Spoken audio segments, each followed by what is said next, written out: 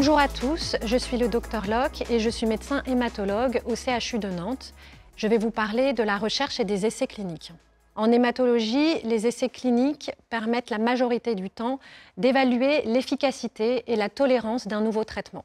Chaque essai clinique est strictement encadré par la loi et suit une méthodologie scientifique rigoureuse. Le promoteur est celui qui va porter l'étude. Il peut s'agir soit d'un laboratoire pharmaceutique, soit d'un groupe expert de médecins référents dans la pathologie où le traitement est étudié. Les essais cliniques se déroulent toujours en 4 phases. Tout d'abord, il y a les essais de phase 1 proposés à un petit groupe de patients, souvent en impasse thérapeutique.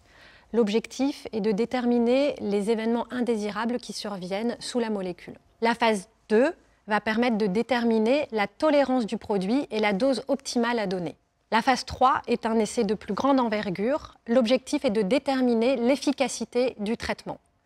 Il va être comparé soit à un placebo, soit à un traitement référent dans cette indication. Très souvent, c'est après la phase 3 que le promoteur peut demander l'autorisation de mise sur le marché pour la commercialisation de la molécule. Ensuite, il y a les essais de phase 4 qui correspondent à la pharmacovigilance, l'objectif étant de collecter tous les événements indésirables arrivés après la commercialisation de la molécule. De façon générale, les essais cliniques sont indispensables pour faire avancer la recherche et les thérapeutiques en hématologie. Et à l'échelle individuelle, c'est une opportunité pour un patient de bénéficier d'un traitement novateur qui sera peut-être le traitement de demain. À bientôt pour une nouvelle Minute Hémato.